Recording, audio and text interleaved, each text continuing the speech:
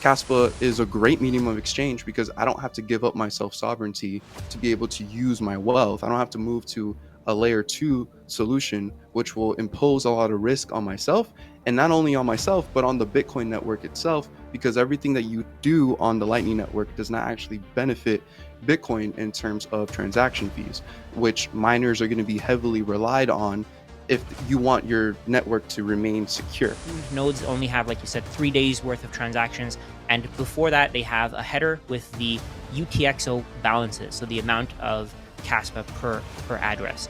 The first 25% of transactions in the first 6 months of Kaspa's existence are missing. If I wanted to prove, undeniable proof, that there was no pre-mine, there was no kind of advantage given to people who started with Kaspa early, if I wanted proof that all of the Kaspa wasn't mined by one person and then distributed into other addresses, how would I get that? Stablecoins, like stablecoins are gonna one day be built for the Kaspa network. That's that. Why would you want stablecoins on Kaspa though? Like, stablecoins aren't even proof of work. Stablecoins make up the majority of all the transaction volume in our crypto space today. I mean, do you know how stablecoins are? Why would you want? Hey guys, welcome back to the channel. Today we have two amazing guests and a fantastic show planned for you. We're going to talk about Bitcoin and Kaspa. If you like this kind of video, make sure to hit the like button and subscribe to the channel to see more of this conversation. Silver, is your first time on the show, so can you give us an intro and tell us a little bit about yourself?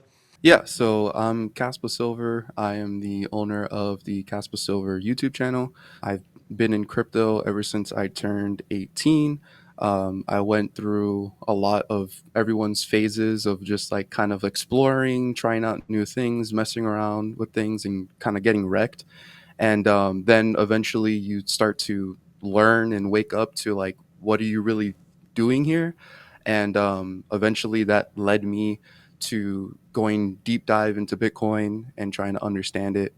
And then while I was trying to understand Bitcoin, I discovered Kaspa. And then after just spending some time learning what Kaspa is and what it brings to the table, I realized that it was just something for me that I could not ignore. It felt something very unwise for me to sit back and not kind of get on the train to understand what's going on here, because I believe what Kaspa presents to humanity is something really, really great and something that everyone can actually find use in. So that's pretty much what I've been doing since 2023. Started the channel after seeing YouTube kind of lacking content for Kaspa, not talking about things that I actually like to talk about. I went ahead and just stepped in that place, and that's what I've been doing ever since. Fantastic. Thank you so much. Rajat, you've been on the channel before, but for those people that don't know you, do you mind to do the same and give us an intro? Absolutely. I've only started studying Bitcoin since I think it was 2021. So it's been about 4 years. I put a lot of time into it, to studying Bitcoin, to see the downstream effects of Bitcoin. It took me a while to really grasp the concept of it because I worked in finance before. I have my chartered financial analyst designation. So I try to do a lot of deep dives, and I have a YouTube channel as well where I break down Bitcoin for the average person. I try to teach them what exactly Bitcoin is, why it's the best form of money, why it can fulfill all of the functions of money, which are medium of exchange, unit of account, and store of value. And through that, I've just been building my audience and trying to create as much value as possible. So Silver, this one is for you. What is Kaspa? Kaspa is a proof of work network, and it follows a lot of the same ethos as Bitcoin in that it has a max supply. It was fully fair launch. There's no company behind it. There's no VC initial allocation to anyone. Completely fair launch. Started with CPU mining similar to Bitcoin, and then naturally evolved to ASIC mining as it is currently today. It's ASIC mining dominant. Kaspa basically represents 10 years of research going into proof of work technology. So for the longest, there's been attempts to try to scale proof of work, and basically those ideas have always been presented to Bitcoin in the past, but they just naturally got rejected as the narratives for Bitcoin have pretty much shifted and have become more grounded on store value, digital gold kind of narratives, where meaning that if you're changing the protocol, that could kind of like hurt one of its foundation pillars. It changing can actually hurt that narrative of being like gold, stable, digital gold, and all that. And so basically, Kaspa does have a founder. The founder goes by the name of Jonathan, and back in 2013, he presented something called the Ghost Protocol, and basically, it was a way to just scale proof of work. It was presented to Bitcoin in the old days. They had Bitcoin scaling conferences presented there, and the idea was to just get Bitcoin to like Visa kind of levels in terms of scalability on the base layer, and eventually just got rejected. But that Ghost protocol actually was utilized. A modified version of it got utilized in the Ethereum network, and that's why today, if you look at the Ethereum white paper, Jonathan, the founder of Caspa, is actually mentioned in the white paper to kind of just quote him and cite him that he's actually the reason for why Ethereum kind of was able to move along and get built out with the Ghost protocol, but just like a modified version of it. Over the years, Jonathan just kept building and innovating proof of work, trying to really solve the scaling issue of proof of work, and that's one of the things that lacks. And eventually, you had protocols like Phantom and Spectre coming out, and then eventually came to the protocol that Caspa is now running today, which is the Phantom Ghost DAG protocol. And so that got launched back in November, and Caspa launched on November 7th, 2021. Like I said, fully fair launch was launched in a Discord with hundreds of people in it, publicly announced. It was talked about a year before it even launched. So it was out there. If you knew about it, you came to Caspa, you mined it. So pretty similar to Bitcoin. When it got launched, there wasn't a lot of people around. And I mean, when Bitcoin got launched, the idea of crypto wasn't even really a thing. So the adoption levels was much, much lower. But when Caspa was launched, it was pretty fair in that there was a lot of people that knew about it, got in, started mining. Yeah, ever since then, Caspa's just been operational for the most part. When it launched, it was running at 1 block per second. So every single second a block gets produced. This is completely different compared to Bitcoin, where 1 block is every 10 minutes. Caspa does it every second when it launched, and the confirmation times were 10 seconds as well. So very, very fast. But recently, Caspa did a hard fork and went into the crescendo upgrade, which upgraded the blocks from 1 to 10. So every second, 10 blocks appear. That just increases the throughput. Now you can expect to see like 3,000 transactions per second, somewhere around that ballpark, which will allow for over 200 million transactions on the base layer of a proof of work network that's fully decentralized and secure. That is like what Caspa is today. It's currently operational. It's running at that kind of levels, which would basically mean it's 6,000 times faster than Bitcoin, and it doesn't have to sacrifice any of those core principles of decentralization and security to scale. So that's what Caspa is. Thank you so much. Rajat, this one is for you. What is Bitcoin? So there are basically two components when it comes to Bitcoin. So the Bitcoin network is separate from Bitcoin, the currency. They're both separate. You can send Bitcoin, you can receive Bitcoin through either the Bitcoin network, the base layer of Bitcoin, or you can send it and receive it through other layer twos. There's Lightning, there's Liquid. There's probably going to be better ones in the next 15, 20, 30 years. The main premise of Bitcoin, the base layer, is that it doesn't compete on speed and fees. It doesn't care about speed and fees. What it focuses on is making sure that we have stability, we have security, we have a form of money that can't be messed around with. So the way that Bitcoin has worked out over the long term, the base layer is for final settlement transactions where you would, let's say, pay for a house, pay for a car, pay for something that's $1,000, $500, whatever you want to pay for. Any layers on top would be for transactions that are smaller. Let's say you have a coffee transaction. Let's say you want to go get groceries, $100, $5, $10. The layers on top of Bitcoin are what are used to move that Bitcoin currency without using that base layer, without touching that base layer of money. And because that base layer of money is only for final settlement, the number of transactions that are on that base layer are limited to, as people say, 7 transactions per second. And I don't think that's a bug. I think it's a feature. I think that one of the reasons why the base layer is so stable and the base layer is so trusted, and it has the Lindy effect working for it, where more and more people, as they discover Bitcoin, they want to put their wealth into Bitcoin. The reason why it has all of that working for it is because it has a full transaction history that anyone in the world can download. The entire blockchain for Bitcoin measures at around 647 gigabytes, 650 gigabytes, something like that, under 700 gigabytes. You can run a full Bitcoin node on really any computer. You can pay $100, $200 to run a full Bitcoin node. You can confirm every single movement of Bitcoin, the currency on that Bitcoin network.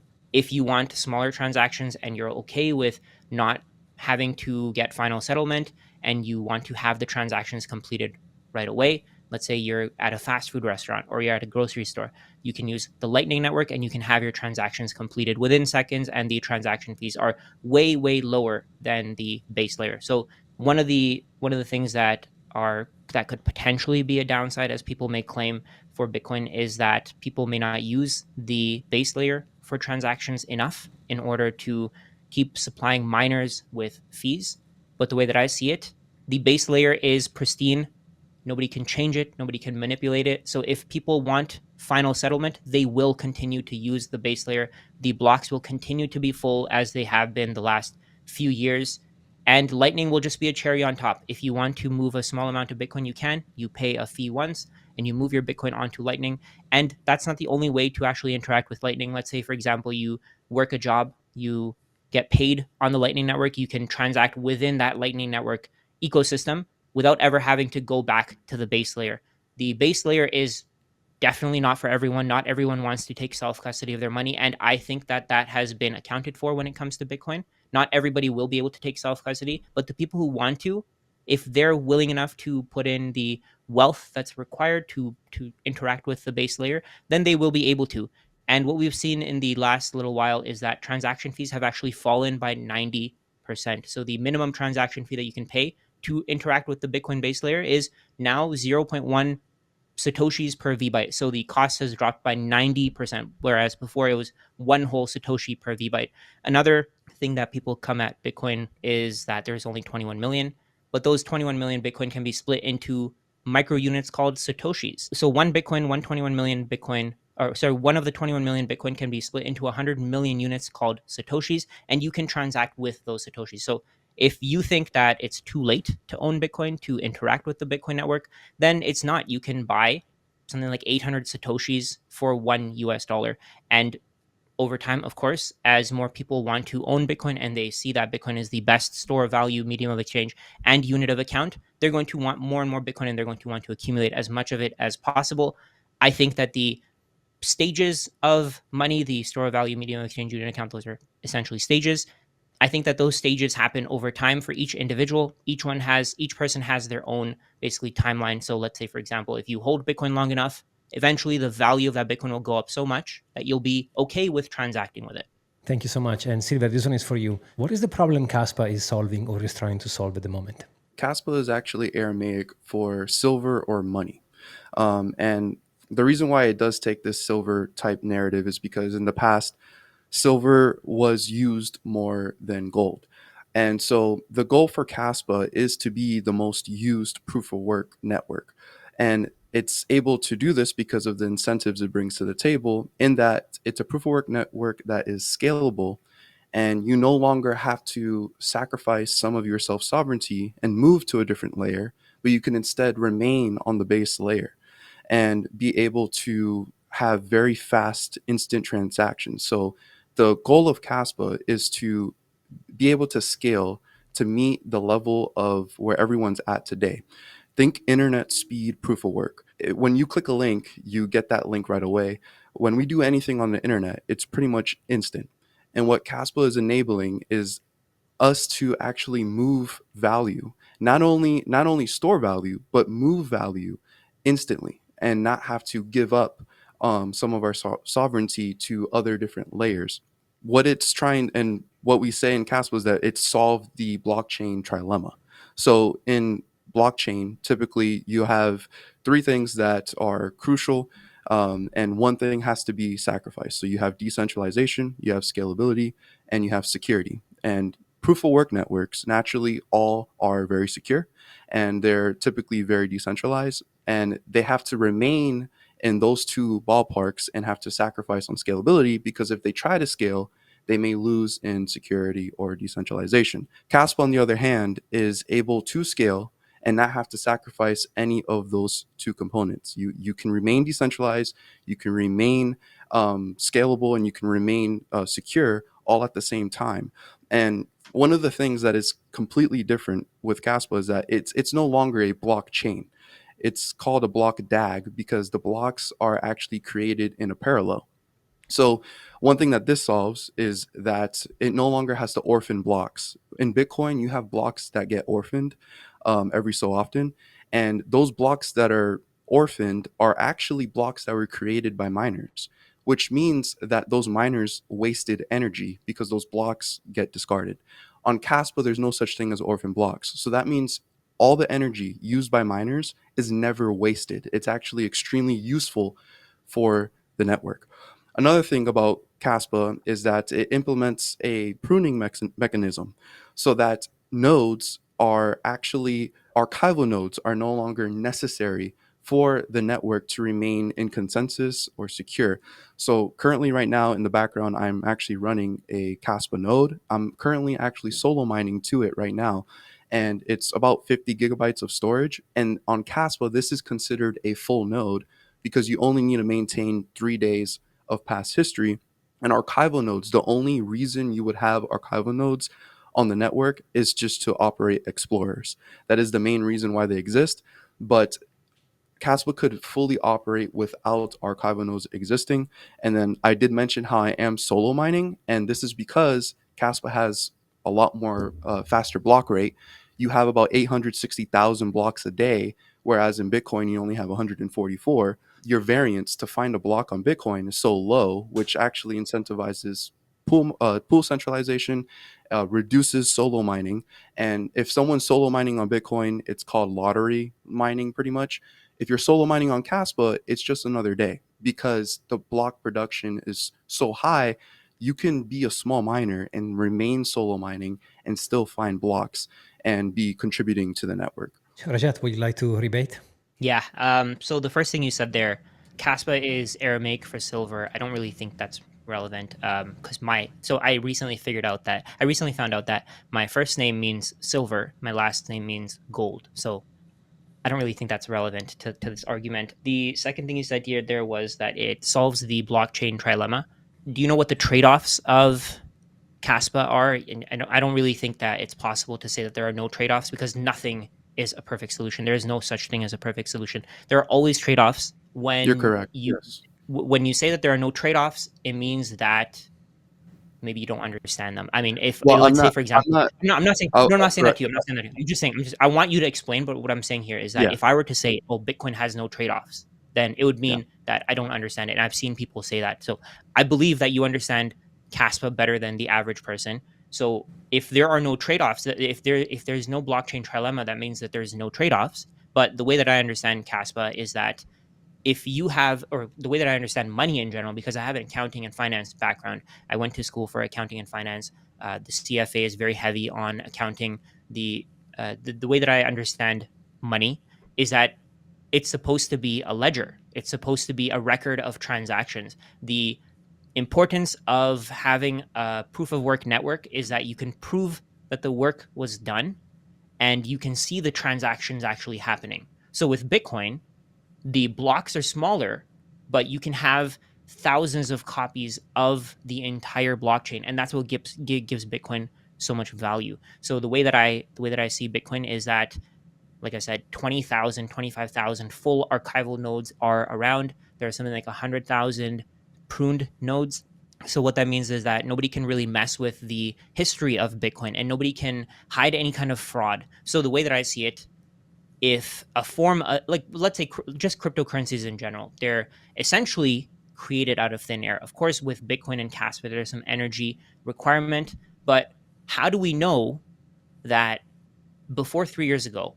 How do we know that those Caspa weren't just created out of nothing? So let's say, for example, if I wanted to ask you to look at a transaction from 2 years ago, how would you look at it? To me, That's part of decentralization. That's part of being permissionless. If a network requires somebody else with an archival node, there are only 340 of them from Caspa's website on Earth. There are 340 archival Caspa nodes. So what you'd have to do, from what I understand, is you'd have to go to one of those people to get that history of the transactions. From what I understand about Caspa, now keep in mind, you can tell me if I'm wrong here. Pruned nodes only have, like you said, 3 days worth of transactions, and before that, they have a header with the UTXO balances, so the amount of Caspa per address. So how do you know where those Caspa came from? There's this notion that there was no pre-mine, it was fair launched, but the first 25% of transactions in the first 6 months of Caspa's existence are missing. And I've seen some rebuttals from very smart people in the Caspa space saying that they're not needed. It's not relevant. But if I wanted to know, if I wanted to prove, like I want undeniable proof that there was no pre-mine, there was no kind of advantage given to people who started with Caspa early. If I wanted proof that all of the Caspa wasn't mined by one person and then distributed into other addresses, how would I get that? Yeah, yeah. Okay, so let me try to address certain things here, one at a time. So, first off, you talked about trade offs. When we say we solve the blockchain trilemma, we're not saying no trade offs exist. You are very correct. There is no such thing as perfect solutions. There are only trade offs. And with Caspa, what's happening is that it's chosen very good trade offs that are actually fit to meet users' needs and ask. So we firmly believe in self sovereignty here. And in Caspa, one of the trade offs is reducing the need of the archival node from the get go. And Bitcoin, like you said, there are pruned nodes in Bitcoin. Pruning is nothing like completely foreign. Like it's in the Bitcoin white paper talking about pruning, and that's just to save storage, because at the end of the day, these networks are gonna get a lot of storage over the course of time. And with Bitcoin, you are forced to have an archival node existing for a newcomer to sync up to the network. And with this, over time, that means the storage of Bitcoin will only get higher forever. And that could essentially start to reduce the amount of availability of archival nodes. And that actually does hurt consensus in Bitcoin.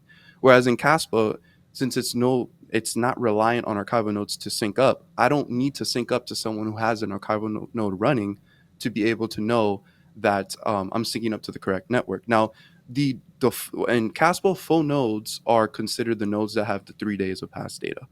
And to answer your question about how do you know about no pre-mine or anything like that, it's cryptographically verifiable. I can probably send you the link to it after this meeting. But there's cryptographic proof that the Genesis block, when it was created, has an empty UTXO set, meaning that there was no coins created beforehand.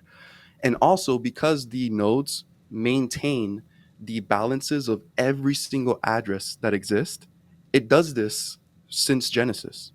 So the possibility of inflation is completely impossible. The only way inflation could possibly happen is if uh, the you controlled 100% of all the nodes. And this is not just mining nodes. This is every single node that existed, and we know for sure that Caspa got launched to hundreds of people. So it's practically impossible for that to happen. And then also, transaction history doesn't prove to you that nothing malicious happened. Because if you were a malicious actor and you somehow managed to get some kind of unfair control of the network, if you were smart, you would do valid transactions so that you could conceal your maliciousness. Like you wouldn't do invalid transactions. The nodes on Caspa are by default not able to accept invalid transactions. If invalid transactions happen, the nodes have like a failsafe where they will just automatically stop. So in a sense, we have like a social consensus in that when Caspa launched, if anything was happening, people would say something. It's impossible for any kind of like inflation to happen or anything like that, or an unfair mining advantage, because of the fact that you would see a spike in the hash rate because that's the only way you would have an unfair advantage. So somehow, group of people were able to have an unfair advantage. It would just be a spike in the hash rate. People would see that. Another thing about Caspa is that, you know, these networks are not perfect. And I think you and I will both agree. A lot of people don't know, but this is just a fact within Bitcoin, is that there was a hack in Bitcoin back in 2010, I believe, where someone injected a billion Bitcoin into the supply, the circulating supply, and Satoshi had to put a hard fork out, a fork out to basically do like a rollback of that, so that that no longer exists on the network. There's also been some other bugs or exploits that's happened in Bitcoin where blocks were created and it got completely rolled back, and those blocks are gone forever. We don't know what happened to them, but it got rolled back because of some kind of bug. And the thing with Caspa is that it's not missing 6 months of transaction history anymore. 6 months were missing, and it's not because of a bug, it's not because of an exploit, it's because by default Caspa does not need archival nodes to prove that the network is legitimate. The pruning point goes all the way back to Genesis. It verifies that you're on the same pruning point that has happened since Genesis. So it's kind of it's it's very technical. It's something new. And that's the thing. This pruning mechanism is something new. Like in the last few years, that's come out. That yes, you can do this, and it doesn't mean anything malicious has happened. But on top of that, even if something did happen, we're talking about things that happened back in 2021, 2022. It's 2025 now. Caspa's still thriving. What people want is a system that works for their needs today. And if you were to receive cash, you know, you don't verify every single transaction that's happened with the dollar that you got to see if maybe that dollar was used in some kind of legal activity back in the past. You don't. You just accept it, and it's legitimate because it's printed by the U.S. and it's valid. And in Caspa, the nodes basically do this. When you receive Caspa, your node is verifying that that Caspa can in fact go to you, and the address that had that Caspa was legitimate. The person that had the Caspa got it legitimately, and they can send it to you. There's no way that any address can receive Caspa and it's invalid.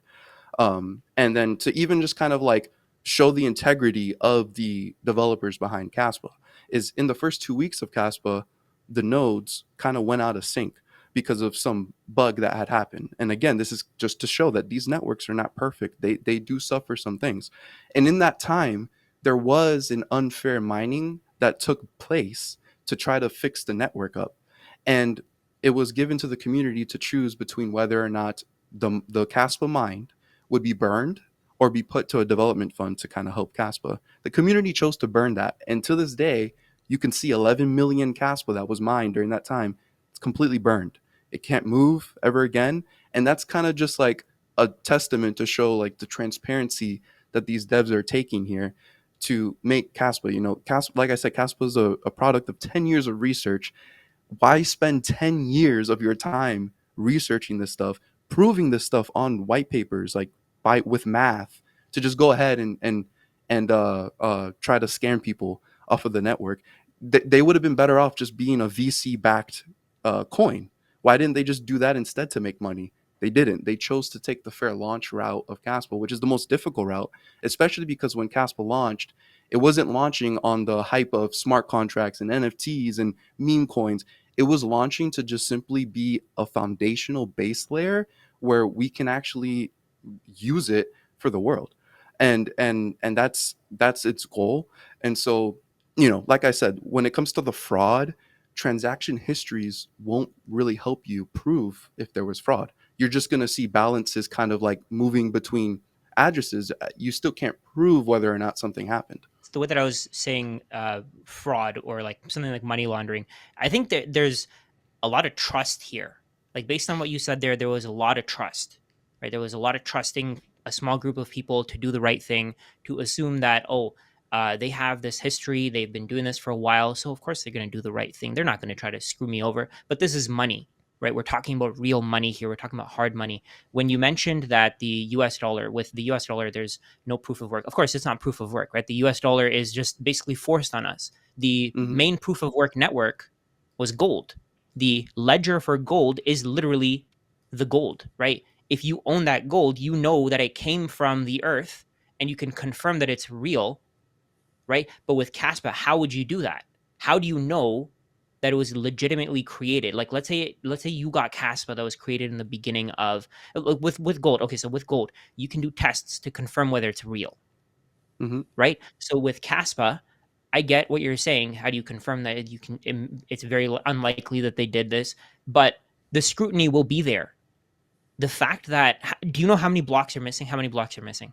I don't know how many blocks is missing, but it's a total non-issue, and I can verify. Like I said, Caspa keeps the record of every single address in its balances, so I can Can I verify say against something? my own node with against the address and verify that that address that I'm seeing there has the amount of Caspa. So I mean, like it's verifiable, but with the prune nodes, and there's no kind of malicious thing that happened. So I understand what you're saying, where you were saying that the Genesis block, the proof of that is there. But after the Yeah, Genesis block, so for however many blocks, I don't know, you don't know how many are missing. I don't know how many are missing. Something like 25% out of the, or 6 months, 75% out of the time the first frame. 6 months. So out of that first 6 months, 75% were recovered, 25% are still missing. Even if the Genesis block is intact, Mhm. things could happen after that Genesis block was created. That's What my do you point think here. would happen? So let's okay. What So let's say a very small group of people. I'll explain. So let's say a very small group of people mine Caspa.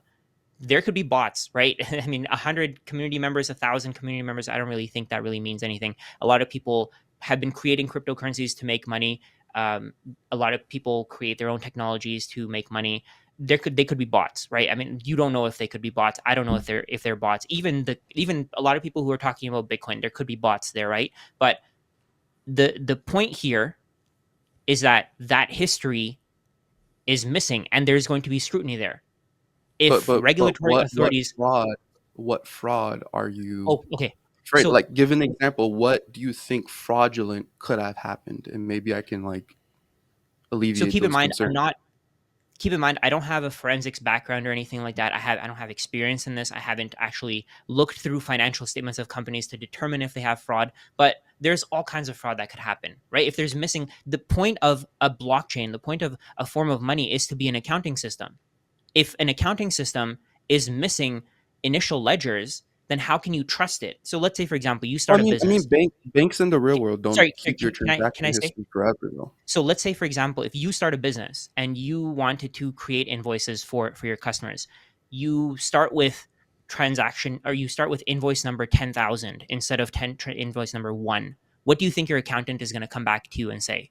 Right? This is the level of people who are analyzing this asset and they have questions about that, right? I'm one of those people who have questions about that, and I'm probably one of the only ones who is actually saying these things to bring up what the problems could be. So one quote that a lot of people tell me, sorry, one quote that I receive, one quoted tweet that I receive when I mention this is from Shy.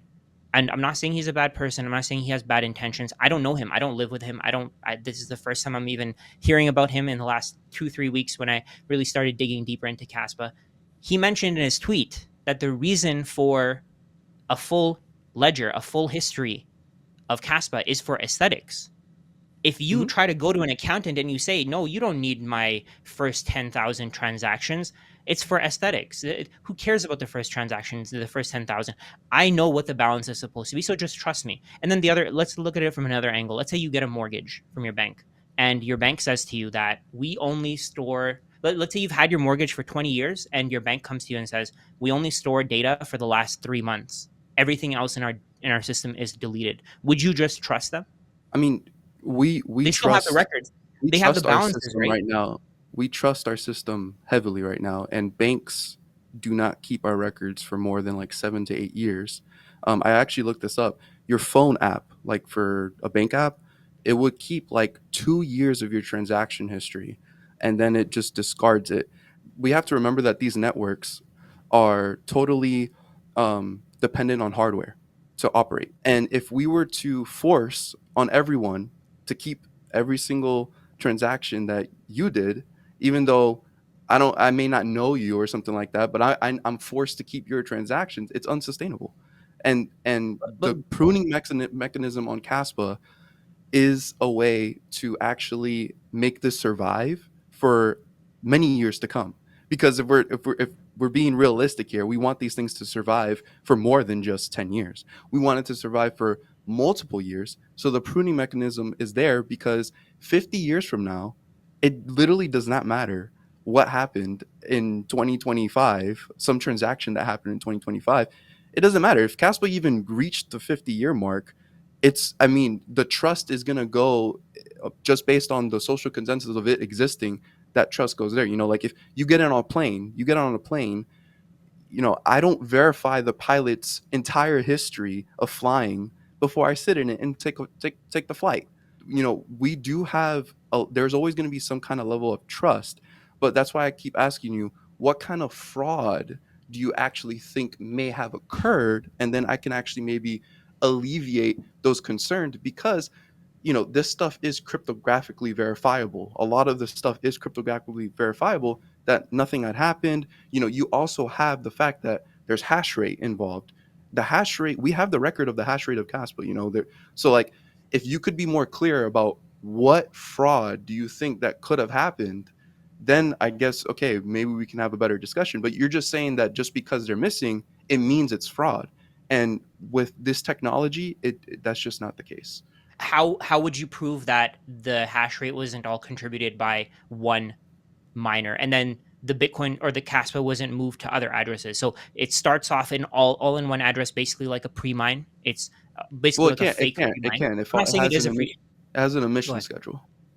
Yeah, but in the beginning, it was what 500 Caspa per second being created. How much Caspa was created in the first 6 months? In the 6 months, it was a couple billion that was created in the first 6 months, and So there's in the good first, reason for that.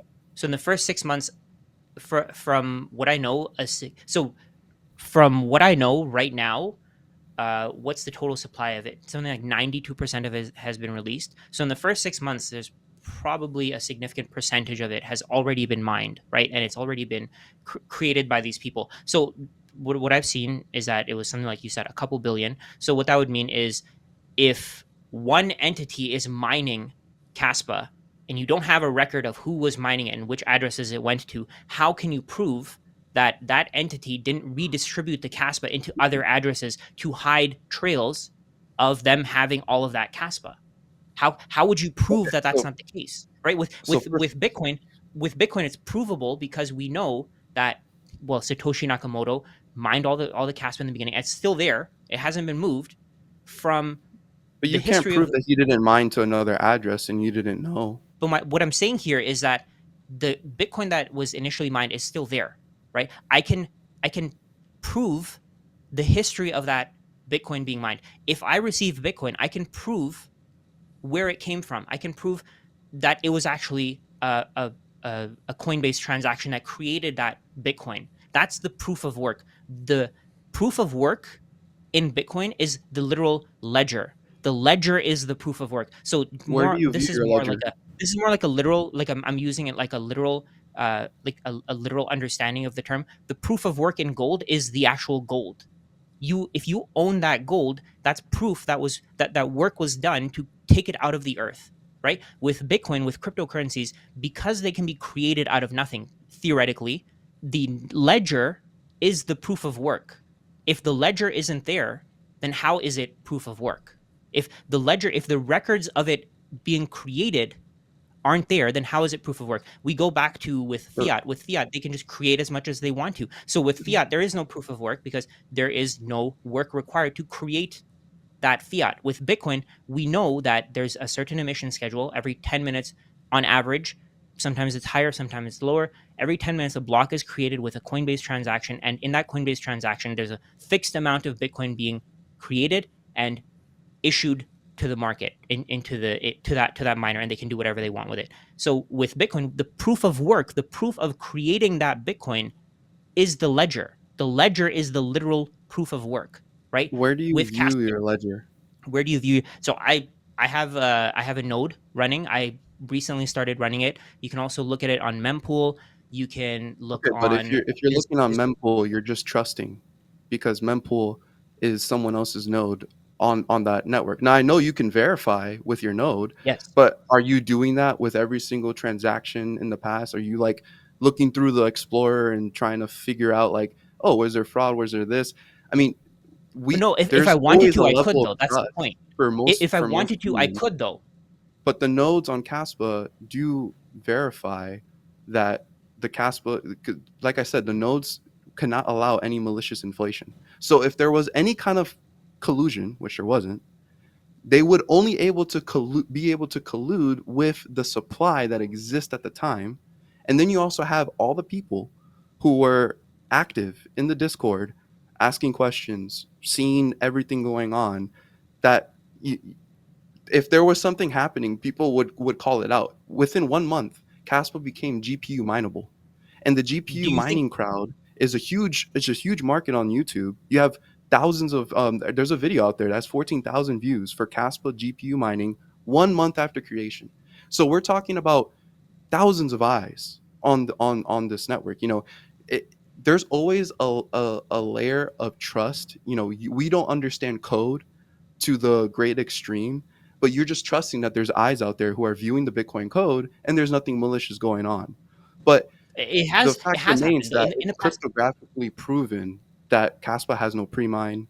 There is no such thing as like coins being created beforehand and then being allocated somewhere. It's just not. It's not a thing because it's cryptographically provable. That there's a whole document that you can go and do the cryptographic proofs. You may not know how to do it, but for those who do know how to do it, they can say yes, like this is proof that the Genesis block had an empty UTXO set, and then anything after that, because Caspa maintains the addresses of every single address that exists, the whole entire UTXO set, the Caspa that goes to an address has to be valid. It cannot be invalid. So the only way you could collude is if you somehow manage to get 100% of all the nodes, and that's not just mining nodes. It's even just someone who's running it in their house, like I do. I run it in my house, and if I wasn't mining, let's say, they would still need to somehow make sure that I'm not running it on my own. It's just it's not plausible for something to happen. And then if something has happened, you know what are we going to do, roll back the whole network because something happened? Or like there's a lot of instances where we just can't prove certain things. I can't prove to you that Satoshi didn't have another address where he was mining to. You can't prove that. How do the addresses are anonymous, they're pseudonymous, Of so course, you can't prove those of course, but things. you can see that the first few thousand block or whatever the number of blocks is, that Bitcoin is still there, right? That's the proof, right? Okay, and I If I can were to prove, ask you, and I if I can were look through if I were to ask addresses you, on Tesla and see if I were to all the ask you, balance. listen, if I were to ask you to find a transaction from 2 years ago, how would you do it? How would you look at that history? I can go on the Explorer of Casper right now, and most likely it would be there. It depends. Like I'm saying, the 25% that's missing is not like a consistent gap. It's not like just one fat gap that's just But gone. how do you It's know that? You don't even know how many blocks are missing. How do you know that? How do you know that I it's not know a that by the consistent gap? Explorer. I'm not keep in mind, I'm not trying to say that you're wrong on this. I'm trying to give it to you from my perspective, right? As somebody who's skeptical on Caspa, I'm trying to ask you, how do you know that, right? You might be wrong, and I'm not even saying that you're wrong here. No, sorry, you might be right. I'm not even saying that you're wrong here. But as somebody who's skeptical on this, I'm asking you the questions that would show me that you actually understand this and you've gone into the history and you've looked at these transactions, right? I don't want to refer to one person. Like with Bitcoin, you don't just I, like every time I ask a valid question about Caspa, everybody refers to shy, right? Or they refer to you. Actually, they refer to you a lot too, right? And you have a strong understanding of this completely. I can see it. Maybe I'm not seeing it from your perspective, and I'm I'm ready to say that I'm wrong. But what I'm saying here is Shai that, has a master's degree in cryptography, and he's like yeah, behind the that's fine. pruning mechanism. So like, Of course, this is all proven with math and stuff like that. So like the proof is there. And then that's on okay. top of that, But I can my point prove here, what's missing with the Explorer. You can go to the Explorer and can you do that if now? you're yeah. Yeah, Can when we you do were that for missing me? 6 months, when we were missing six I'm saying, months, can you we do that had for me right now? Like if you I share your can screen, I would can you have do that? I would have to find which addresses have some kind of missing transactions. But when we had 6 months missing, there was a person who wrote a whole entire article trying to bash Caspa, like, oh, definitely something bad happened here because there's 6 months missing. He put a link to the Explorer where if you clicked it, it would literally show like no data. Like it would show no data. There's like a like a timestamp there, but no data. If you click that link today, it's there now because we recovered 75% of all that data. And so the 25% that's missing, I don't know exactly where it is, because if you inform yourself about how these mechanisms work, it's a total non-issue. It's a completely But non-issue. I can't convince you otherwise. I mean, I think I would actually ask you, to maybe get on a call with Shy, because he knows way better than I do how to explain all the technical details around it. But like I said, it just goes back to, even if you have so transaction history, you can't prove any fraud happened. so what would happen to Caspa if something happened to Shy, or if something happened to the creators, or like the people in what would happen to Caspa if something happened to Shy? Let's say he just steps away, he disappears, he doesn't want to interact with the network anymore. What would happen to Caspa? It would just keep operating. How would people answer questions? Who would be referred to answer questions? Like that's one of the things with Bitcoin, Anyone right? who's done Why their due diligence, like okay, I'm trying but to you're answer your questions right now. Everyone else has done your due diligence, but the reason why I'm referring you to him is because you're looking, it seems like you want more technical reason to try to believe what I'm saying, but you know it, no, I I don't think we're going see. to It's find not up to a me. middle ground here. See, it's not up to me to prove that there wasn't fraud on the network, right? It's not up to the person who's You haven't adopting a told me what the technology. fraud is. No, You but haven't that's what I'm told me saying. It's not up to me to what the prove fraud it, is. right? It's not up to me that it exists to prove that it exists or not, right? From the answers that I've received, like I said, one of the answers that I've received is that having a full ledger is about aesthetics. What aesthetics? I don't care about aesthetics. I want a full ledger because that's how accounting works. You can't account for something if the if the beginning ledgers aren't even there, right? Do It's not you value self okay. sovereignty? Of course, Okay, so in something, and with self sovereignty comes responsibility. And Caspa, this is the trade off of Caspa, the pruning mechanism to put if you want to keep your transactions, you have to do that yourself. You can download the record the same way how like you receive a bank statement on your app for a bank. You have to download that file if you want to keep that for but the longer run, a because bank. eventually that will be discarded. And within Caspa, it's the same thing. You have the self sovereignty, and then also there are going to be some implementations in the future that, if you want, you can completely verify and prove that a transaction occurred and that it was supposed to happen in the DAG. You can totally do that, and it would prove it would be a cryptographic proof, and then archival nodes can literally be completely abandoned, like totally, because it's just not necessary for Caspa to operate. But right now, the explorers are working and they're keeping all the transaction history. When I do a transaction on Caspa right now, and if I send you Caspa, I'm going to see exactly what I just sent to you right now on the Explorer. It's going to pop up. It's been operational since like 2020, the end of 2022, because the first 6 months is all the way back then, and then 75% has been recovered. Everything else has been operational since then, and people who inform themselves about this understand that it's a non-issue. And you haven't been able to tell me what fraud you think occurred, so then I can't I really help mentioned it you multiple times. alleviate. It's not it's not up to me to figure out what kind of fraud would have happened, right? If I were to create some kind of issue, let's say for example, if I run a business and I have business partners and somehow I lose the records of transactions on that business. My goal would be to tell my business partners, if I don't want them to find out, I would tell them, "Hey, don't worry about it. It's fine. It's there. You don't have to think about it." That's how Okay, I but would you're that's assuming how that I would do missing it, right? trans No, but but do you're you see it from my assuming perspective? Do you see it from my but perspective? your assumption is that missing transactions means fraud, and No, this is that's just not my false that's not my within assumption. the proof of work network of Caspa. That's false. It does not mean that, because of the cryptographic proofs that are involved with proving that the Genesis block had a complete empty set. The pruning point goes all the way back to Genesis to ensure that the current pruning point that you're running right now today is the same one that happened all the way back to Genesis. So it like I if you can't tell me the exact fraud you're worried about, you're just going off of an assumption where I'm trying to alleviate No, that but there's that's no the point, worry. right? Like There's if you go to an accountant and like this you're saying that this is going to be global money, right? You're saying that people are going to buy Caspa to transact with and you're going to hold on to Bitcoin to save. Even that, like that doesn't make any sense to me. Like I'll go into that later, but if you're going to convince the rest of the world to use this money to like you had from what I remember I don't know if that's changed, but you have 95% of your net worth in Caspa not my net worth, but my or money like that's your in crypto.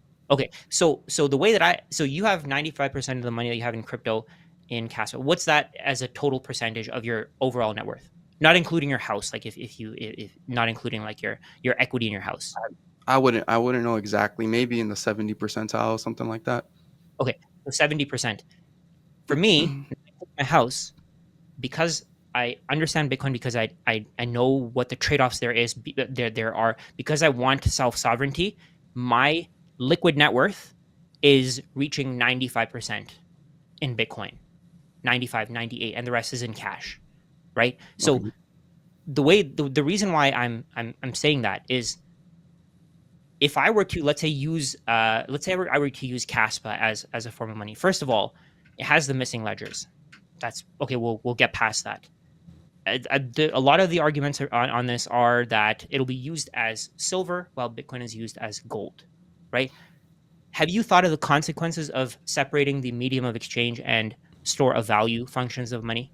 It's not separating it's not being separated for something to even be money. It needs to have store value properties and medium of exchange properties, and Caspa does this flawlessly in both areas. I mean, we can look right now at the data.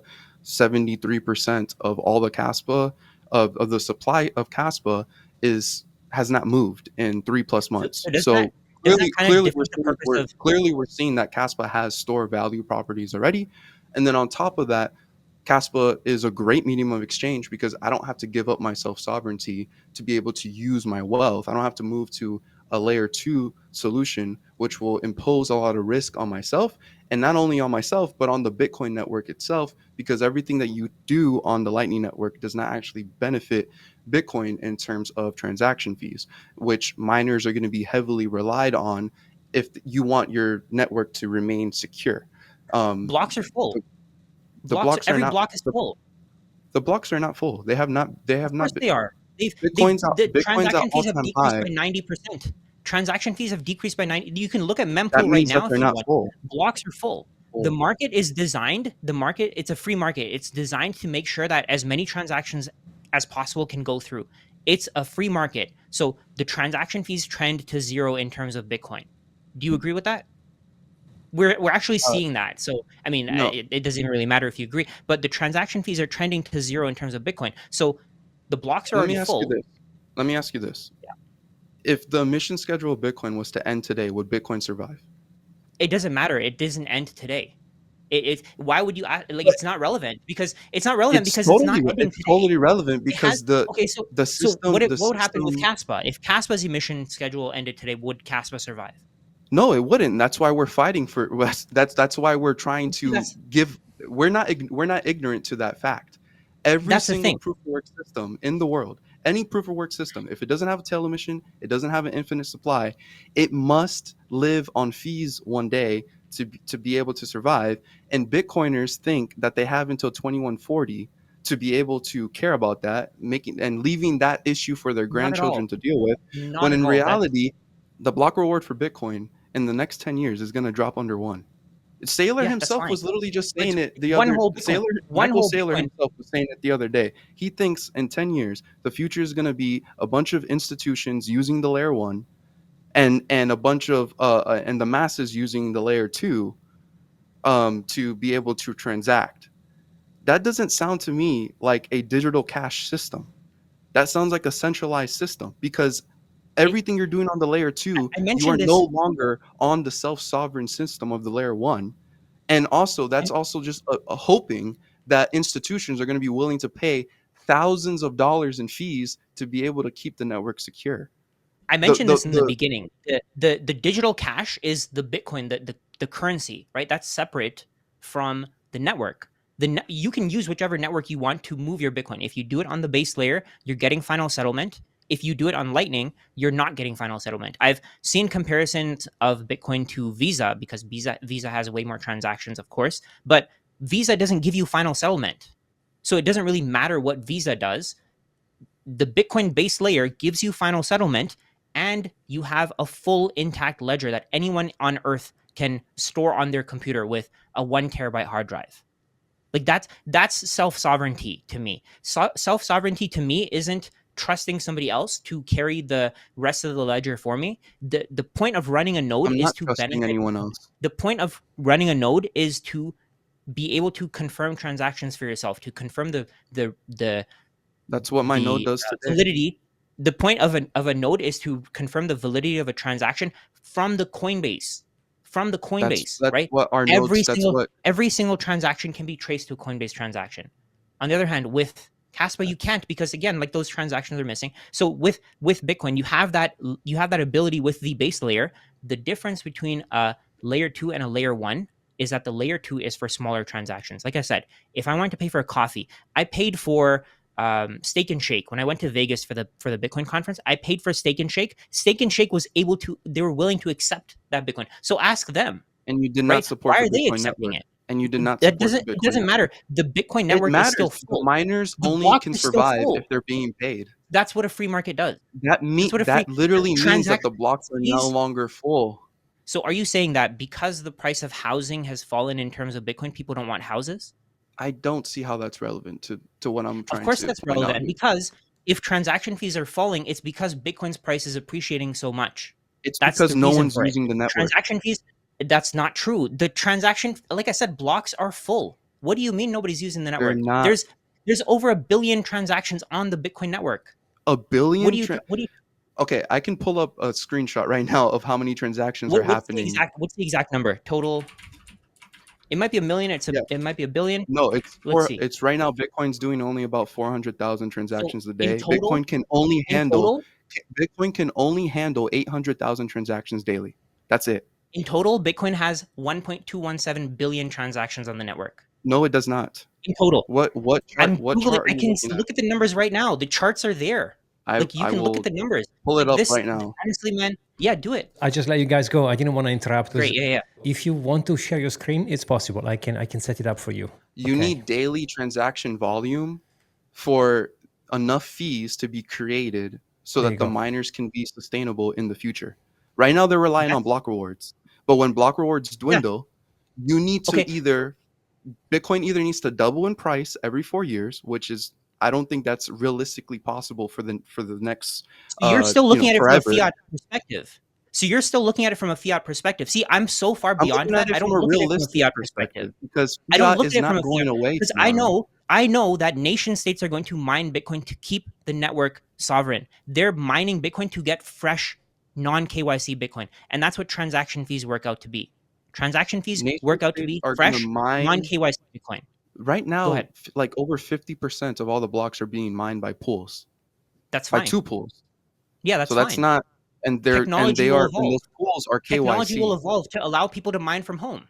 Miners, there's at home No, you miners now. Like, cannot mine from home. You cannot mine from home. there's literally utilities that you can use to mine for Bitcoin. Like, you can use a Bitcoin heater at home now.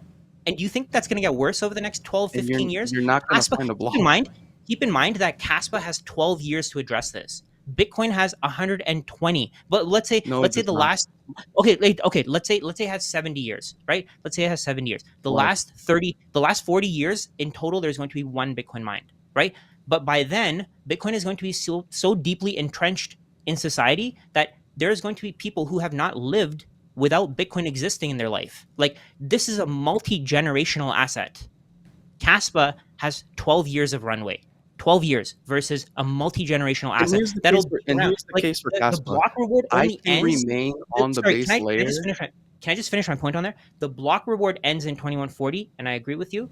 But before that, the block reward is so small that, of course, It won't satisfy miners. But way before that, you're already seeing it. You're seeing it happen right now. Blocks are already full. Do you think they're going to get less full, like with more people adopting Bitcoin, with more people understanding Bitcoin? No, They have not like been answer the full. question. Like, do you think they're going to be less full? The total. Okay, The I actually blocks let have me. not been full though. They're Okay, full. What I do you? can let me share my screen one more time here. Every miner that does allow it, those blocks are full. There's only 798 transactions here. The total fees was $875. So I gave you the Okay, question: if the emission schedule was can you to end scroll back on today, that though? Can you just scroll back on the mempool? Like, just go a little bit further to the right and see how many of those blocks are full. Keep going. Keep they're going. not all full though. Some of But them, they're full. this one What do had, you mean they're this full? one had. Like you can see it, they're full.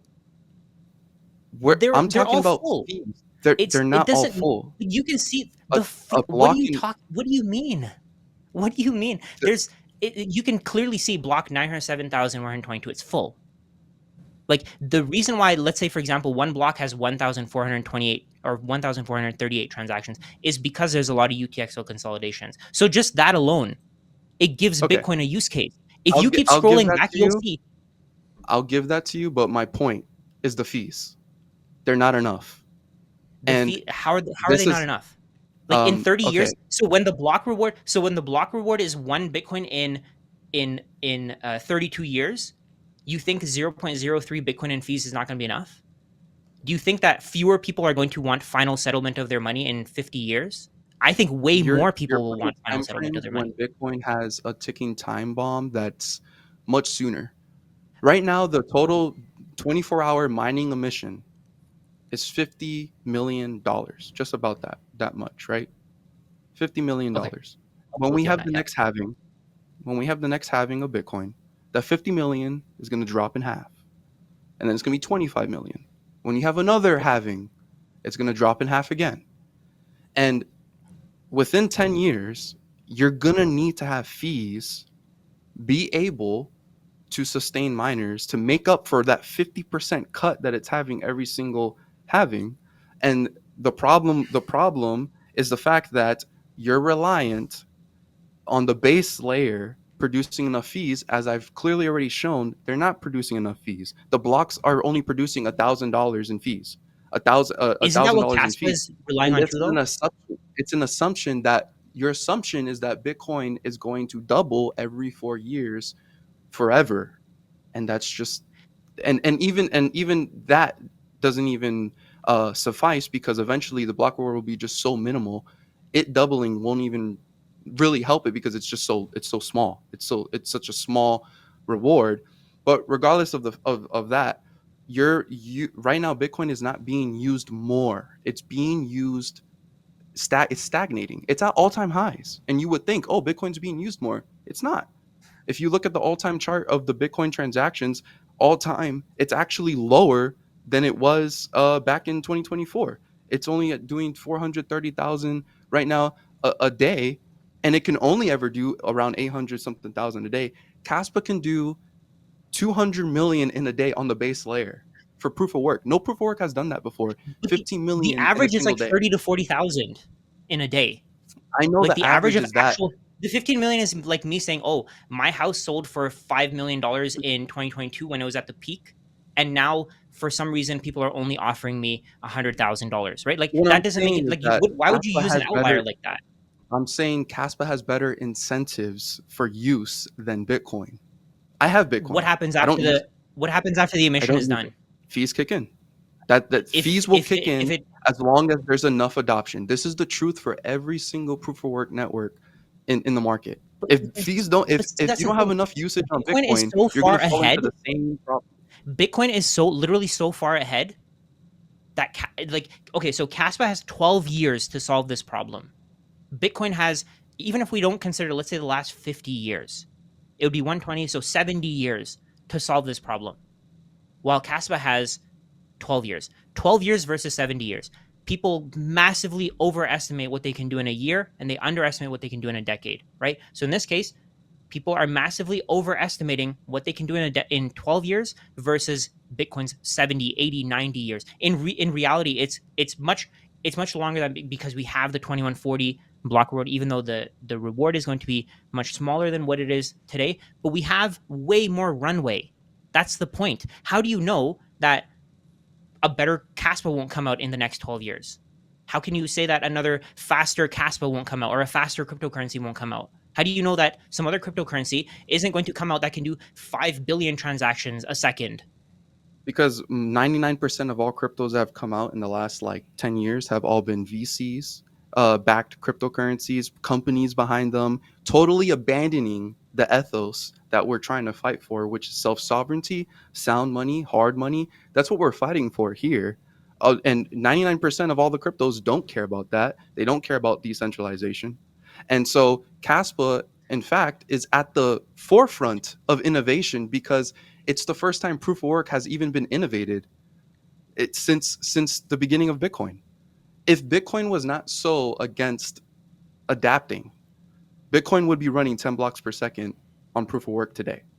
But because Bitcoin has taken this No, because new no, it narrative wouldn't because approach because and nodes are Caspa is preferred. actually Nodes adapting are to what humans actually want today, which is instant settlement, quick, easy usage. I don't gotta use a layer. I pay my barber in Caspa.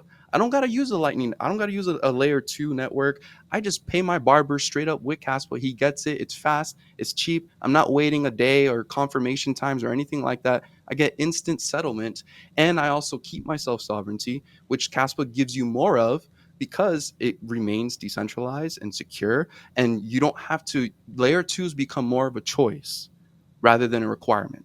And that's Caspa gives you I more would self sovereignty. I would question the decentralization part of this. I mean, to me, it's not truly Why? decentral. It's not decentral because there's no full record. That's what proof of work is. Proof of work That is does supposed to be not something that with a does full not mean record. decentralization has nothing to do with That's having a literally full what proof of record. work is. That's Decentralization has literally to what do proof of. with the That's fact the that no literal. one can manipulate the network at any given That's moment. the literal. That's not that's So I'm looking at the literal definition of proof of work. Proof that you did work. Where's the proof yeah. for those first 25% of transactions with Caspa? There's no proof because it's not there. There is proof because the Like UTXO set verifies every the single coin that gets created and puts in an address and it counts it as valid. That's the proof. All the nodes have to keep that, and they keep that since Genesis. I don't know. So This that's the this proof. hasn't The proof. convinced me. There's a lot of I mean, I opinions don't. here. This hasn't It's convinced. not an I mean, I opinion. don't It's think just that a this fact. it's it seems like The proof, an opinion. Like I asked the you how many blocks addresses. are missing. You didn't know. I asked you what would happen after Caspa's Do you know how many 12 blocks are years of missing in emissions. Bitcoin How many blocks are when it missing? You did tell the? me. Do No, you you tell know me. the how many blocks are missing? I don't know. I'm asking you. Do you know how many There are blocks are no blocks missing missing. When Bitcoin did a rollback? None. How would Which blocks are missing? they rolled back the network in 2013? Tell There me was a which blocks bug. are There was an missing. exploit. Okay, they rolled back the network. They It rolled went back to the longest fully chain, confirmed blocks. They but it rolled it went back. to They the said, longest you know chain. what?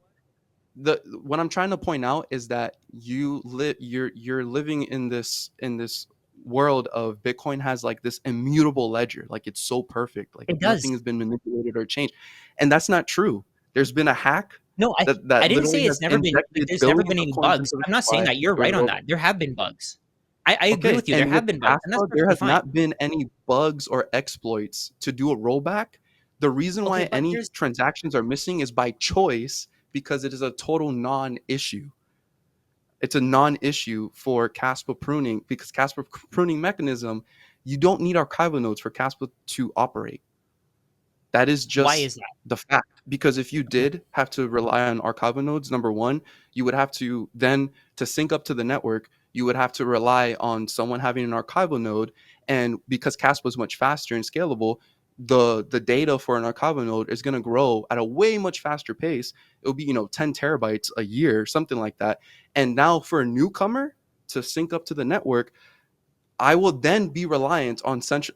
It then would become centralized because I'm relying on an archival node that So, maybe so one or two that exists. On Caspa, I don't got to rely on any archival nodes. It's a trade-off, and like you said, there's no perfect solutions, but it's a necessary trade-off because it meets the user's needs and demands to keep hardware requirements very low for Caspa, so that I can run a node, you can run a node, very easy and seamless.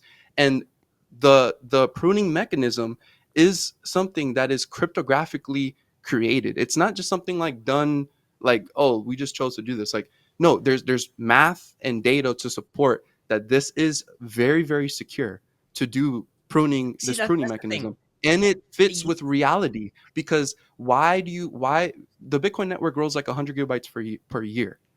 Do you really want to keep do you really want to force Yeah, newcomers I to have do. to download a That's pizza? You want to force newcomers to that's the have point to of running a node. download The point a of the pizza point of running JPEG? a node is to have a history of the transactions. That's the point of running a node. People run nodes for But themselves. They don't run nodes for miners. They don't run nodes for other people. They run nodes for but themselves. you're They forcing want to be able to people. confirm that the Bitcoin that they receive is real. So you mentioned before that My node running a does node, that like right you're, now. people are being forced to run a node. No, they're not. I ran a node. I run a node because I want to. I'm not forced to. I chose to I ran a node because I because I can. want to So, too. so can I ask you a question? With Caspa's throughput increasing constantly, it goes from 10, what is it, 10 blocks per second now? Yes, Is that what it is? So it'll 10 eventually blocks be per second. 100 blocks per second. Right, right. So it'll eventually be 100 blocks That's per the second. Then it'll goal, be a but thousand blocks. that's no, no, no, no, Go ahead, no, go ahead. no, no. So Caspa, the thing with Caspa is that the goal is to create a protocol that is Yeah. scalable, decentralized, and secure. And the only limitations is hardware, and it's not protocol. Right now, Bitcoin has protocol limitations on why it cannot scale. Caspa does not have any protocol limitations on why it cannot scale. Its limitations are now with hardware. The And that's protocol why limitations are there. we can't just go to 100 blocks per second automatically, because the hardware implications that would mean, and we would have to make good decisions. There's other methods. If you want to increase throughput for Caspa, you don't need to increase block production. You could just increase the block size if you wanted to, or something like that, where we Okay, can so still keep hardware requirements low. okay, so you increase the block production or you increase the block size. Right now you can save 3 days of transactions on your hard drive. What is it, 50 You gigs? can set it to 30. You can set it to 30 days Okay, so let's you go 30 if you gigs. want to. Mhm. Okay, so if you can, if the block size is increasing and the throughput is constantly increasing, how do you know that eventually it goes from 30 days to 3 days to zero point 0.3 days to 0.03, like a few hours worth of transactions? Because you're saying that the entire world is going to use this as money.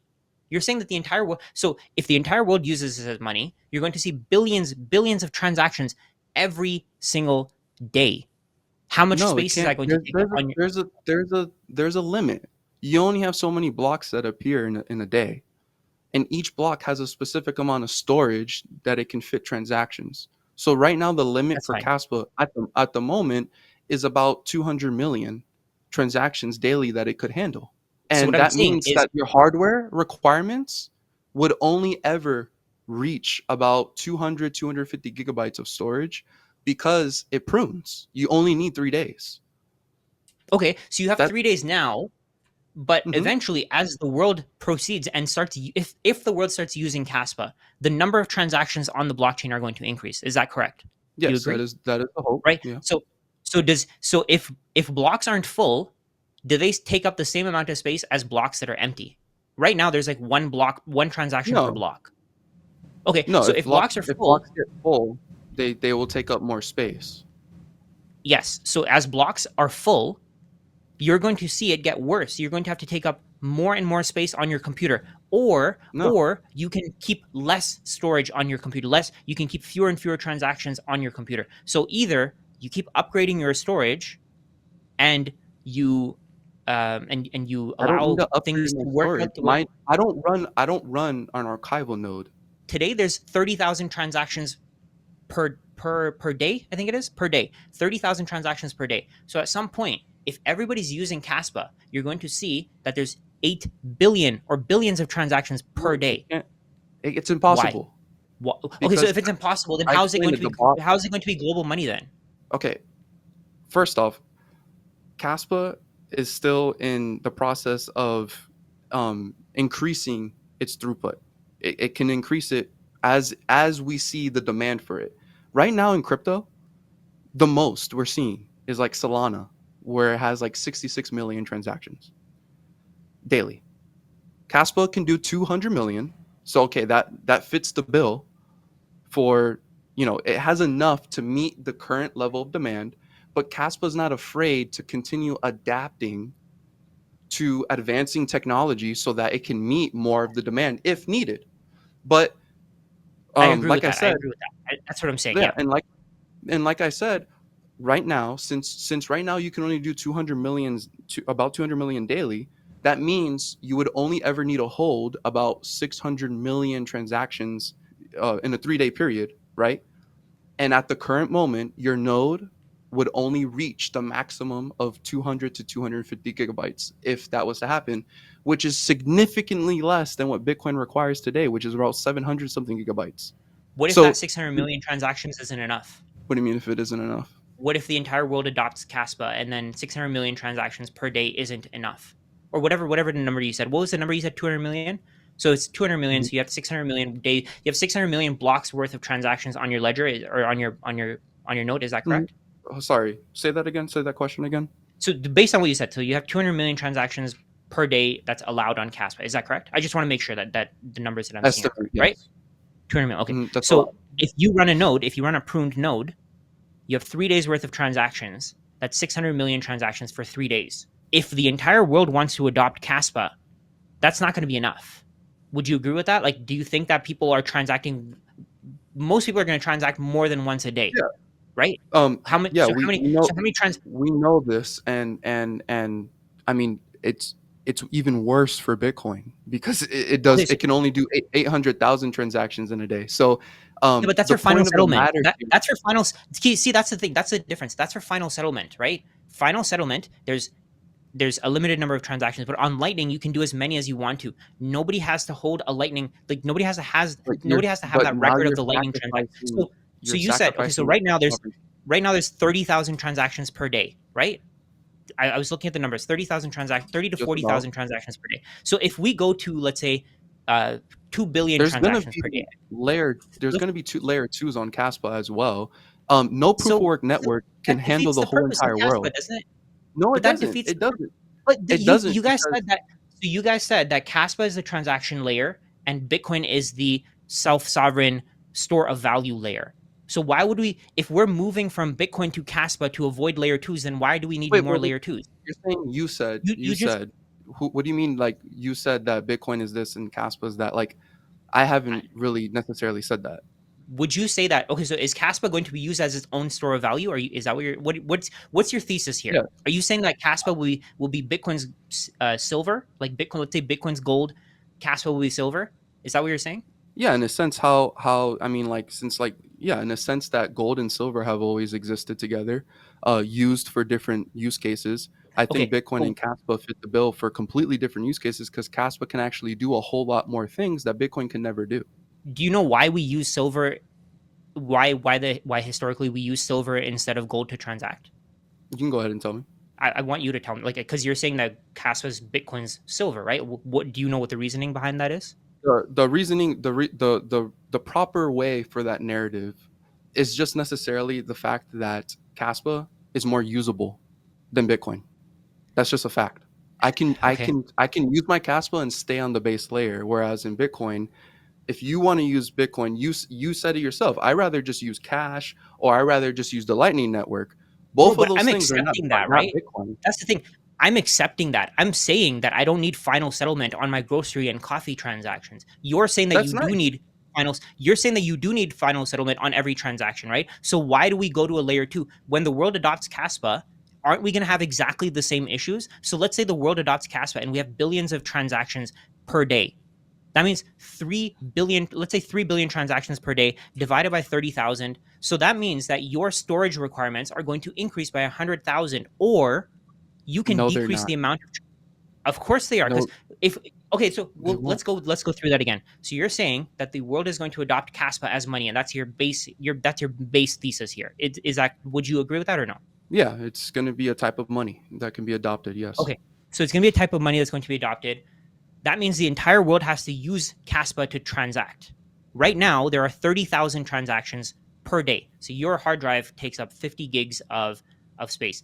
If the entire world were to adopt Caspa, the number of transactions is going to increase massively from where it is today. Is that correct? Uh, Would you agree with that? there's a maximum limit right now. It just depends the Okay. future of how Caspa adapts to the market demand. But right now, the market demand is not. The market demand right now is not set up for the globe to just hop on um That's fine. I to agree. to I agree with any of you. these You're right. You're right. networks. We're So nowhere what near I'm that. saying, So, and then if we're so even we'll just being go. a little bit Go more ahead. realistic here, 4 billion people don't even have smartphones. So like it really narrows down the amount of people who are So probably going to be so willing to if adopt these things. And then on top of that, the point of Caspa is fast, instant settlement, internet speed, proof of work. And then if there are more transactions than then it can handle, the fee market will kick in. But the fee market on Caspa is a lot more better than the fee market on Bitcoin. Whereas you have a huge bidding war where the fees become $50. It could even go even higher than that, $100 fees. Whereas in Caspa, it would be a lot more nicer to people, enabling more of the masses to adopt this network rather than Bitcoin, because Bitcoin will price everyone out. It will price the masses out of but you're Bitcoin also saying that if it got used in the sense that you claim you think Bitcoin is going to be used at. but you're also saying that we're gonna move from layer ones on Caspa to layer twos on Caspa. So You are don't you saying have that to. but that's okay. So if we go from, let's say, 30,000 transactions today, you said it yourself, right? There's going to be way more transactions that are done on Caspa if the world adopts it, right? So we'll have, let's say, I'm going easy here. So let's say we go with 3 billion transactions per day, because some people will transact multiple times, other people won't transact daily, right? So we go from 30,000 to 3 billion. That's 100,000 times increase in transactions.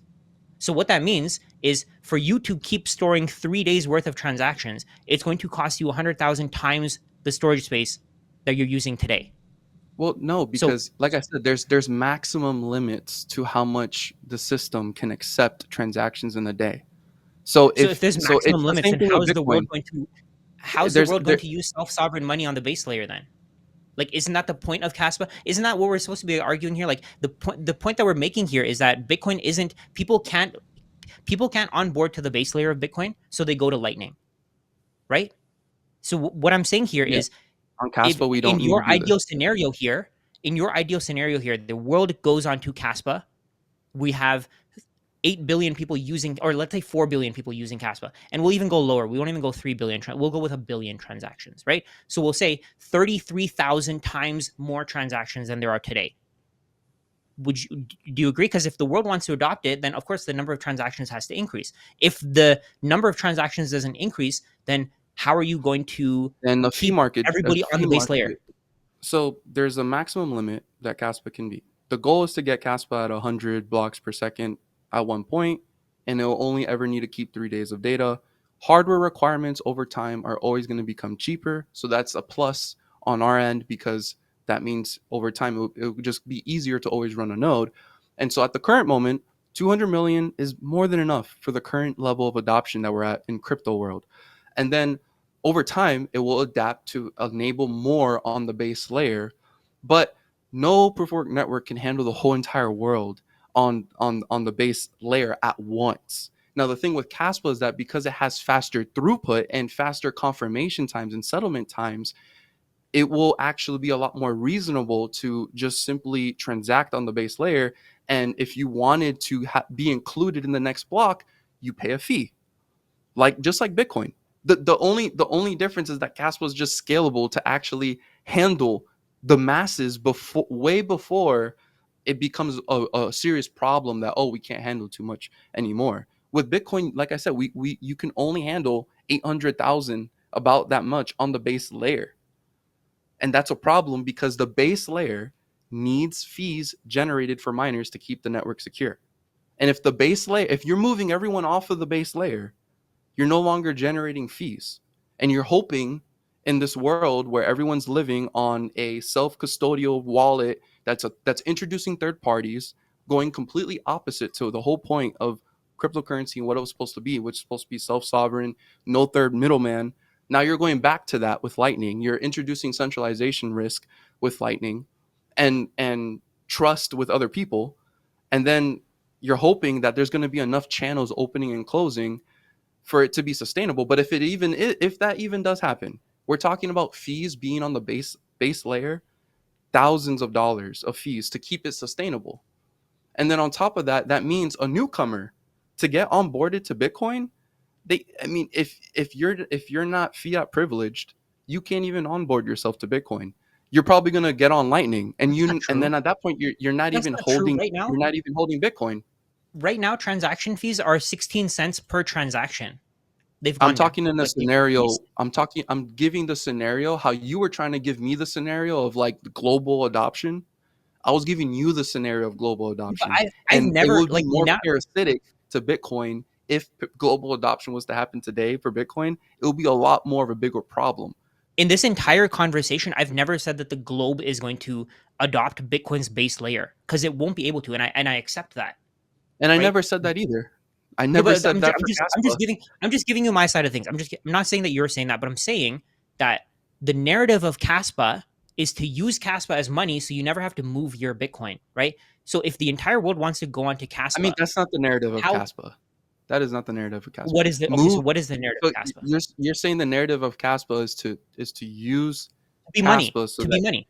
it's a free market. If you want to hold Bitcoin and Caspa, you can do that. If you don't want to hold Bitcoin and Caspa, you want to only hold Bitcoin, you want to hold Caspa, you can do that. The narrative isn't, hey, Caspa is here to try and make sure that both of these work in harmony. That's impossible to That's ensure what I've because seen from it's a everybody's. it's a free market. Well, because we're being realistic. We're not saying just because Caspa exists, Bitcoin's gonna disappear. I think that's not being realistic with adoption and how network effects work and everything like that. But just because something has a strong network effect has never in history has shown that just because it has a strong network effect, it means that that can't be replaced or something like that. Because if you believe that, then that means Bitcoin will never surpass gold. If you're So gonna stand by that why stand by hasn't that kind of in thesis. the physical But world in the physical world gold has that, right? Nothing in the physical world will like from what I understand, nothing in the physical world will surpass gold's value as a store of value.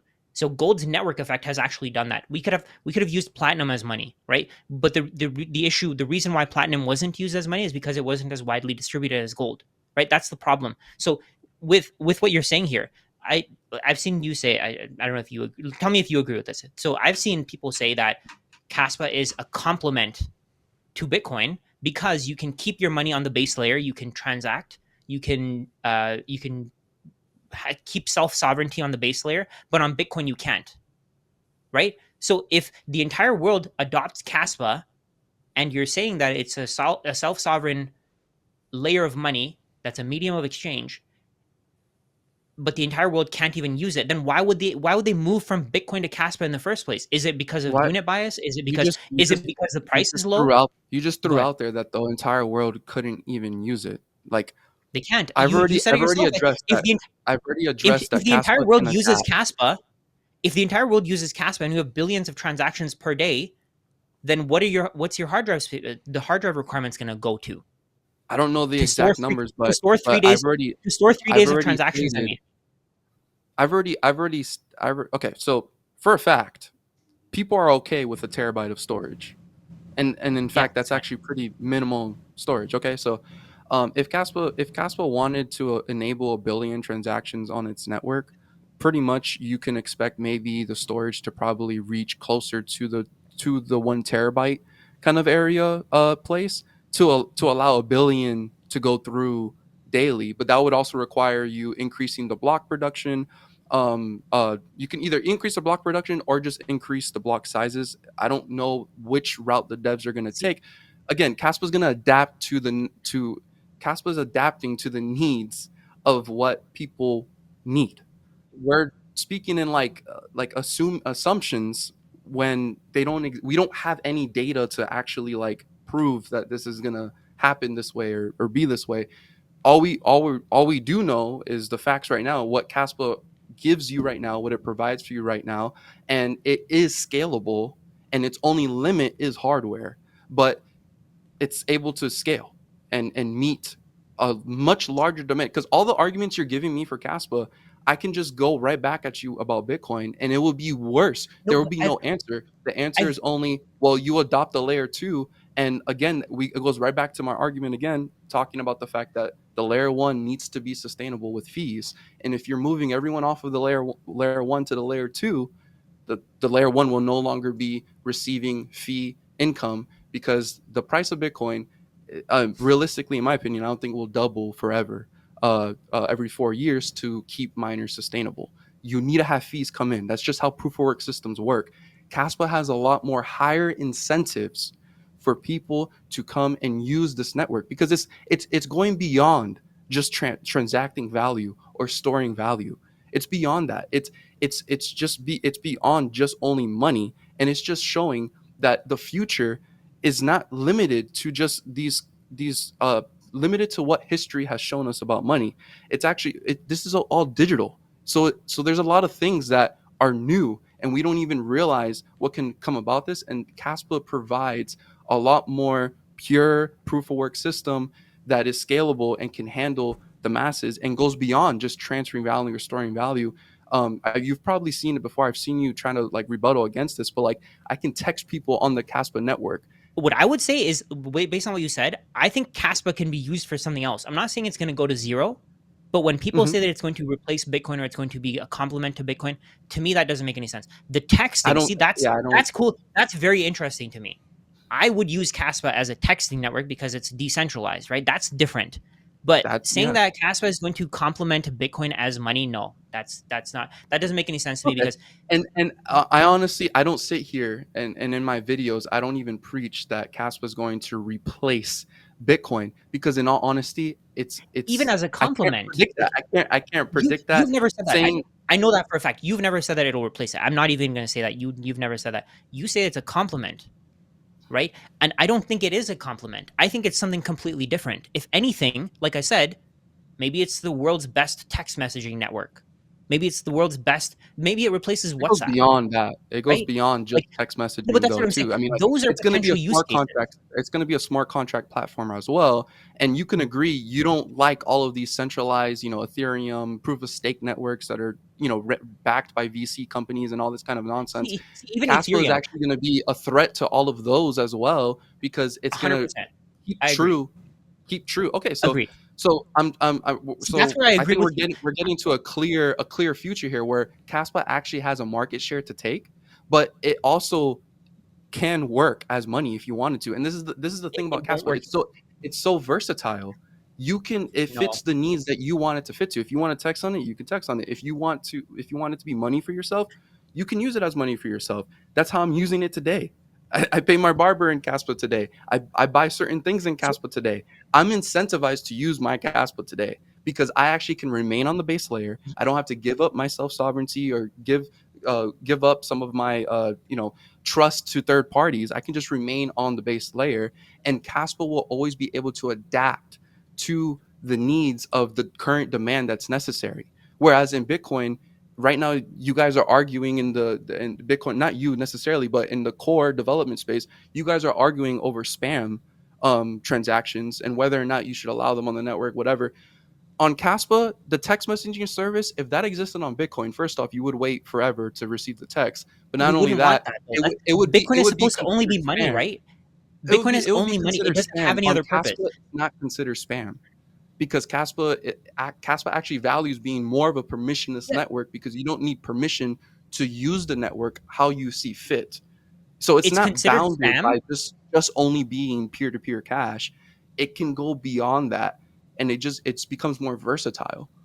And So I just because want of to the pruning mechanism, it makes it actually more plausible. Because if you look at Bitcoin Cash, Litecoin, any of these other proof of work networks that existed in the past, they don't have that pruning mechanism. And all they did was increase their block sizes. And they're going to run into the same problem that if they have global adoption, your archival nodes are going to be run by fewer and fewer people. And archival nodes are absolutely necessary to keep consensus. Whereas in but that's Caspa, it's happening not. with Caspa too. Like the It's not. archival nodes are running. You're saying that there's going to be more archival nodes in the future with Caspa? I'm saying they're There's 340 absolutely not now. necessary. They're not No, necessary for they may not consensus. be. They may not be, They're not. but let's so over time, let's say there are fewer and fewer archival nodes. Over time, it keeps decreasing and keeps decreasing. At Mhm. some point, every archival node is going to be gone because there's no incentive to run, right? If the world is using No, no, no, Caspa, no, no. That wouldn't be the case. why not? What What's would the happen incentive? is that archival nodes are totally okay to be ran by centralized play. I mean, like there's already a centralized company I think called Now Nodes or whatever. I'm pretty sure Yeah, they operate an archival node for Casper right now. They're running that, that's and okay. it's totally okay for archival nodes to end up centralized because Casper's not reliant on them for consensus or decentralization or security. Whereas in all the other networks in the crypto space, pretty much are reliant on these nodes for consensus, and they have huge data requirements, and it's not plausible for it to remain decentralized because of how much the data may grow in the future and all that kind of stuff. Caspa is not limited to that. That's what makes it so different from everything But else. you can't just say that it's not limited to that, right? Like when I asked you what happens if the number of transactions increase, you couldn't give me an answer on that. So you don't know if it's not limited to that. It's not limited to that. That's what I'm saying. Caspa's not The way that I limited for look at that for things, consensus. It's limited to it if it wants to continue scaling, but that's any kind of network on the in the space. Any network is limited by hardware for scaling, but the difference is that all other networks are limited on on the protocol level to scale. Caspa doesn't have a scaling limitation on the protocol level. It only has a hardware limitation, which is something external from the protocol itself. That's what makes yeah, Caspa so unique and different.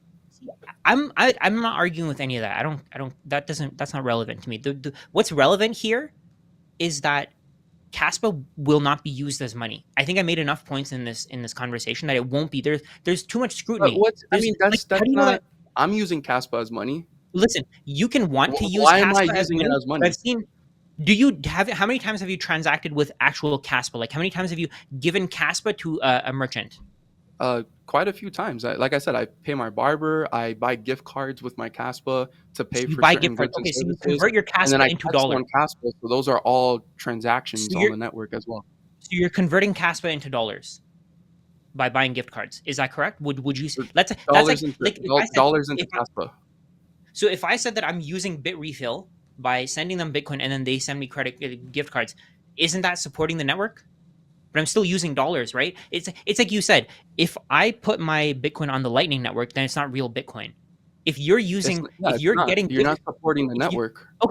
okay, so if you're getting gift cards with your Caspa, then how is that real? Mhm. How are you using Caspa? You're not using Caspa. You're not I sending. am. It You requires can me. want to use I Caspa. can You explain can it to want to you. spend your Caspa, but you have to I can. convince merchants to actually take it. Right? That's the problem here. Taking the Yeah, and Caspa is like people are taking it. My barber takes it. That's one example. But that's one there are anecdotal merchants. example. Like one There's example. merchants that take it. There's a merchant map on the Caspa website that you can see of people who are accepting Caspa. We just had a Bitcoiner this last week who just started accepting Caspa for his Bitcoin landscaping business. I I mean, saw. I there's questioned people. him I Okay, questioned him about Caspa, and he was asking me you're questions. arguing that you need people to accept it. I'm giving you examples that people are already accepting it. I accept it, and But also you're saying just that to you use clarify, credit cards. when Like when what you're saying that you I buy use gift cards with your I buy Caspa. a gift card. When I buy a Yeah, but gift card, if you're buying a gift card, that requires me you're to do converting it. two transactions on the network.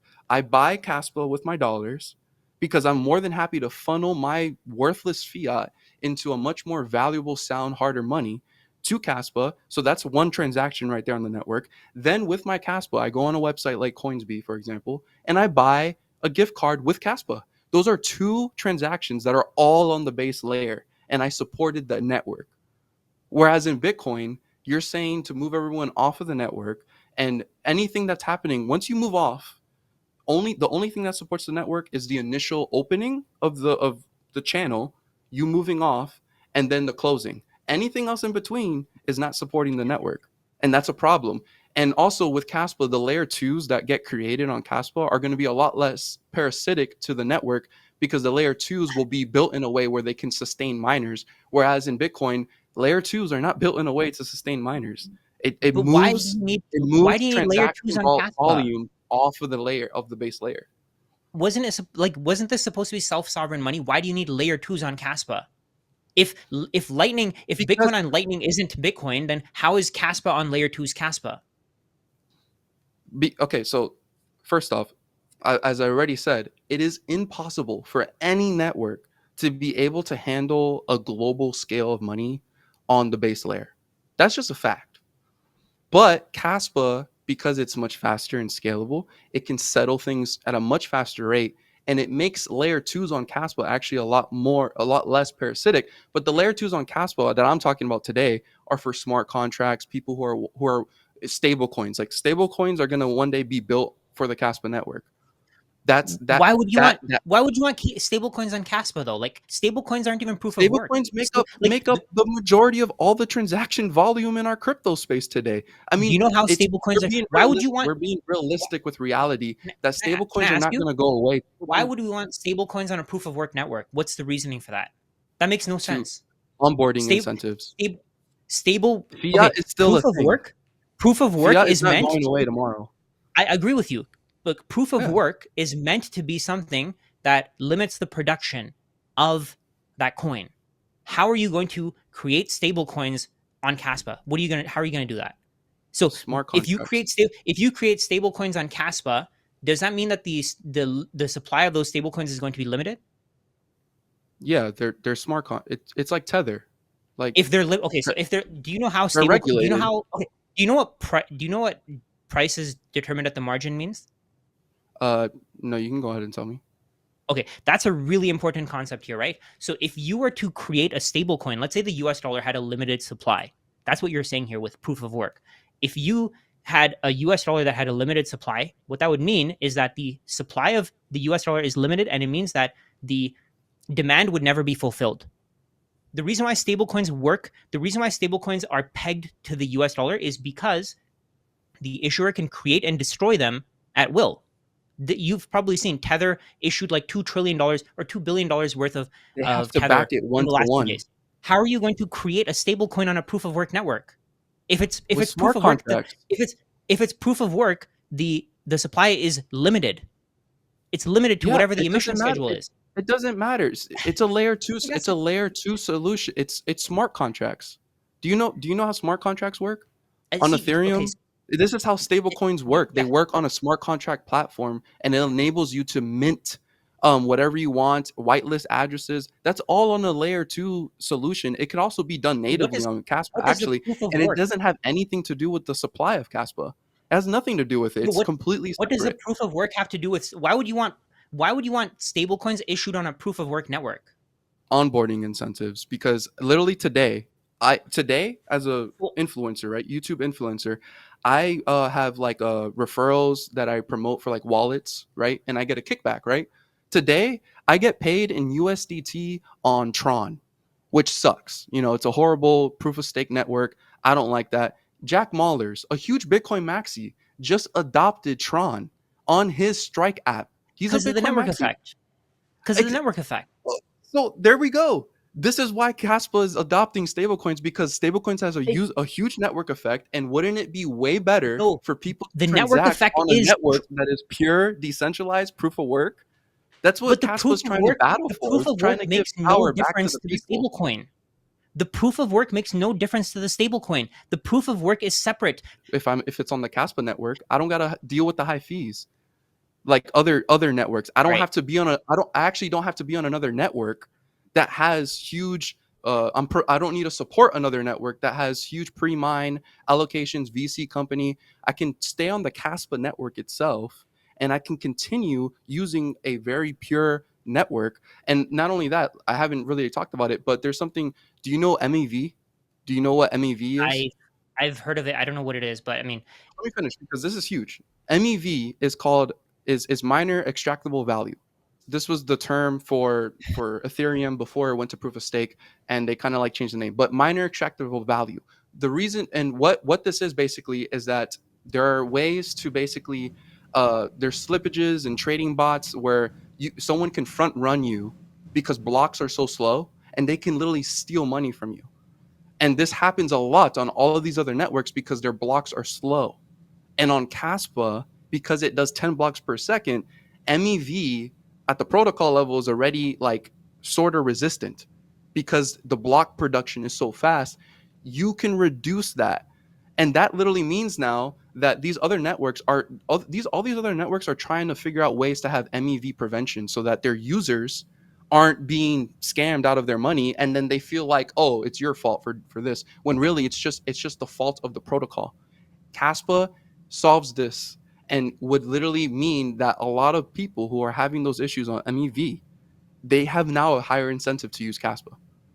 So this is what I'm saying. Like, Caspa literally opens the doors to so many different avenues in the crypto space that it goes beyond just being money. I use it as money, but it can go beyond that, and it will fit the user's needs and ask. And this is the thing about Caspa, it's very versatile, and we've never had this for a proof of work system that is decentralized and that is secure. We've never had this before. So it's even hard to predict what this could be. And I mean, you even said it yourself. You're starting to realize, okay, well, I can see how like people like texting. I can see how this. You're starting to realize that there is a market that could really open up for this network. And It's not money whether though. about replacing, It's not money though. Like it's and not that's just your money. opinion, though. That's just your opinion. But I it's use it not. as It's money. not. It's not an opinion. What is It's money? fact. Like Bitcoin. So Bitcoin is so far ahead of the competition that there's nothing can catch up. It's already won. Bitcoin is it's Won what? What did 63%. it win? Do It's you use 60. Bitcoin to I buy mean, your groceries? Do you use if you Bitcoin to don't buy your agree, groceries? I use my value to buy groceries. I use the money that the grocery stores are willing to accept. Exactly. Right? They're not Exactly. accepting Bitcoin, and that's So perfectly fine. Bitcoin The has not foundation won. adopt. Okay, that man, it's okay. I don't know what else to tell you. It's okay. The way that I see it, I don't know. It can be used as something else, but it's not money. To me, it's not money. Like But I've made so many what's your points here definition that of money? it's something that you use as a medium of exchange, a unit of account, and a store of value. Sorry, I gotta go at 2. I gotta go in like 3 minutes. I'm sorry, I have another meeting. I don't know. I don't think I've been convinced. I don't think I've been convinced that Caspa is going to be used as money. It can definitely be used as something else. I just don't know. Maybe texting, but it can't be used as money, in my opinion. I mean, the thing is, like, I'm using it as money, and you're saying it can't be used. You said it's a medium exchange, store value, unit of account. Where in Caspa is that not possible? I'm doing that today. You need a So network. You need a network Caspa, effect. network effects don't Yeah, happen overnight. I mean, you have 12 years. where in You have history 12 has a years. network effect defined But something forever? Caspa has Like, 12 years. Bitcoin has another like 70, 80 to 120 it years, doesn't. right? So It that's the doesn't. difference. It doesn't. But That's fine. Okay, if you I don't gotta agree, show then you that's math fine. to convince you, I guess. But it doesn't have 70 years to solve that. You need enough fees within the next decade or so Sure. to sustain Bitcoin. So, Let's um, agree to disagree. We wanted to cover a bunch of different topics, but I've seen your natural questioning was covering them, so I just let the magic happen as opposed to, yeah, I didn't want to interrupt I you think we guys. covered a lot of stuff. We went into so many rabbit holes that like I wouldn't even have thought of. Like you covered so many topics that you taught me actually a lot of things that I haven't even seen before. So I appreciate that. Thank you. I know I'm pretty persistent on this. I know some of my questions may have come across as me just asking you things that maybe be redundant, but these are the kinds I of don't I questions don't that I don't blame you for your go ahead. views. It's all good. I just hope everyone here is here to learn and is here to think for themselves, and to Absolutely. just keep going on their journeys. I still see you Exactly. as a friend. I'm not against you or anything. I don't see you as a bad person. I still see you as maybe we'll meet up for like a coffee or something at some point. Yeah, I think that would be awesome. I want to underline how difficult it was for me to stay quiet. So I'm just Yeah, going to for go sure. and talk to my cats now about this. But yeah, thank you both, guys. It's been great, as always, having you. Bye. Awesome. Absolutely. Bye. Bye Thank you so bye. much, guys. Bye.